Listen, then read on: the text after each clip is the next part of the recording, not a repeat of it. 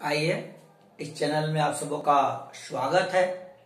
दो शब्द, सच है पढ़ना कष्टदायी होता है। सच है पढ़ना थोड़ा कष्टदायी होता है, पर कष्ट से हजार गुना यह फलदायी होता है। तो आइए आज हम लोग को पढ़ना है घोष और अघोष के बारे में। तो घोष की परिभाषा है जिस वर्णों के उच्चारण में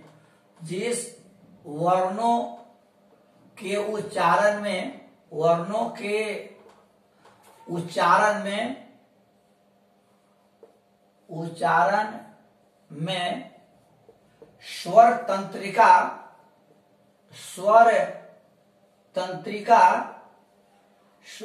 तंत्रिका झंकृत होती है। झंकृत का अर्थ हुआ रगड़। झंकृत होती है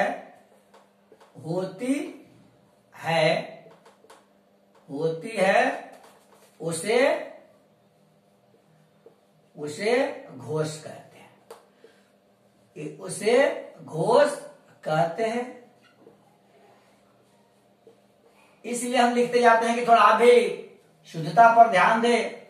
तो आइए, जिस वर्णों के उच्चारण में स्वर तंत्रिका, या इसको ऐसे भी कहा स्वर तंत्रिया भी कह सकते हैं, स्वर तंत्रिया झंकृत होती है उसे हम क्या कहते हैं? घोष कहते हैं। लेकिन इसमें आपसे सबसे पहले यह जरूरी मुझे जानने की जरूरत है, तो स्वर तंत्रिया है क्या? तो स्वर तंत्रिका है, समझ ले कंठ, तालु, जीभ, मूर्धा, दंत, ओष्ठ और नासिका। या जब हम कोई भी शब्द बोलते हैं तब अंदर से बाहर आता है, तो हर शब्दों को, हर वर्णों को इसे टकराना ही पड़ता है। इसलिए इसको हम कहते हैं स्वर तंत्रिया।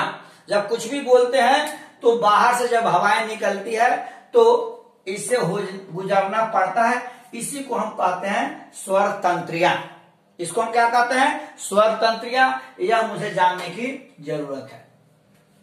तो यह कुछ जिसमें बोला जाए, और कुछ ऐसे हमारे पास वर्ण है जिसके बोलने में रगड़ होता है, उसी को हम लोग क्या कहते हैं? घोष है। तो इसके अंतर्गत जैसे में कौन कौन आता है? जैसे में है, जैसे में कौन कौन किसमें घर्षण होता है? जैसे हर वर्ग का 3, 4, 5। हर वर्ग का 3, 4, 5 वर्ग कितने होते हैं? 5। कवर्ग, चवर्ग। जैसे हमने एक का उदाहरण दे रहा हूं, क, ख, ग, घ, अंग, च, छ, ज, झ और या। यह कितना होगा? तो वर्ग कितने होते हैं? 5 होता है। कवर्ग, चवर्ग, टवर्ग, तवर्ग, पवर्ग।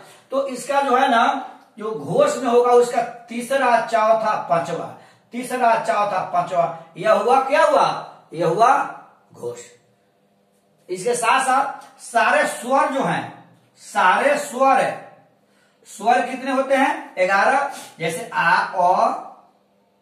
आ, हर्षी, दीर्घी, उ, दीर्घु, री, ए, ऐ, ओ, औ। यह जो है सभी किसके अंतर्गत आते हैं? घोष के अंतर्गत आते हैं। इसको हमको याद रखने की जरूरत है। इसमें आता है हर वर्ग का तीसरा, चौथा, पांचवा और सारे स्वर इसके अलावा आता है कौन कौन, इसके अलावा य,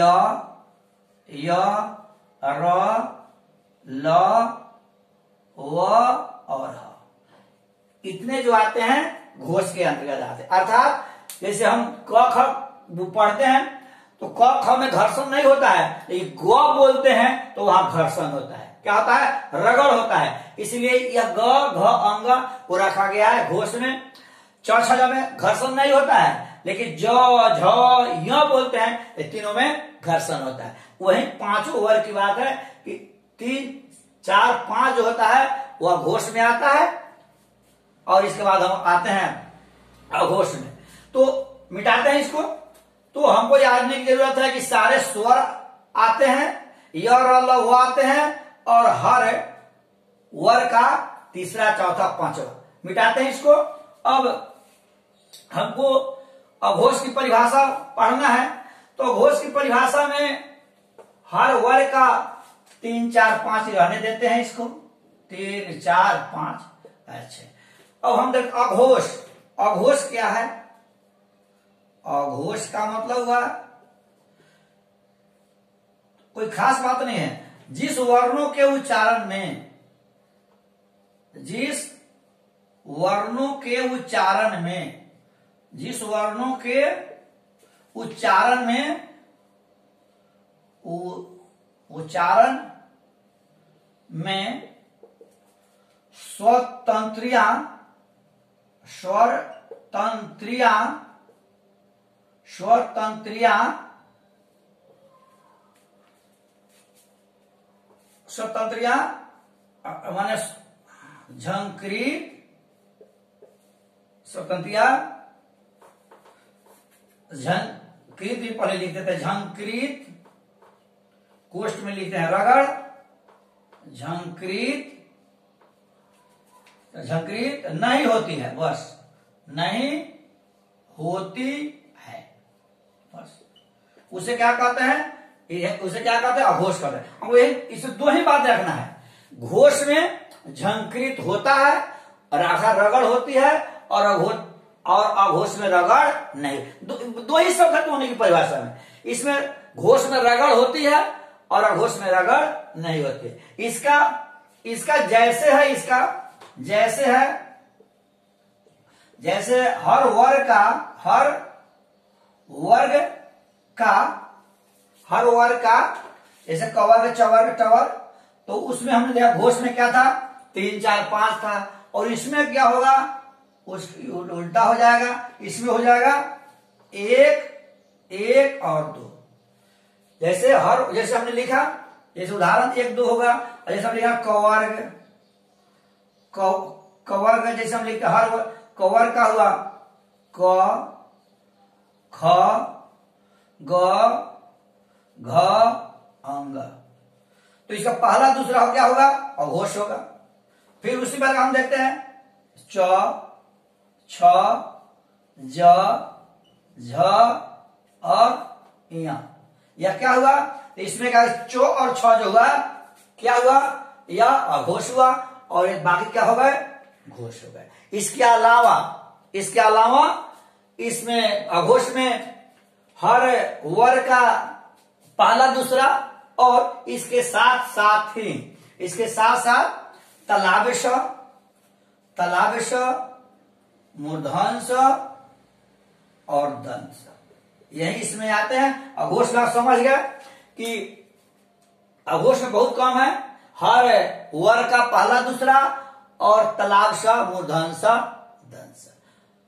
इसमें परिभाषा विशेष बात नहीं है। घोष में झंकृत होती है, रगड़ होती है और अघोष में झंकृत नहीं होती है। जय हिंद, जय भारत।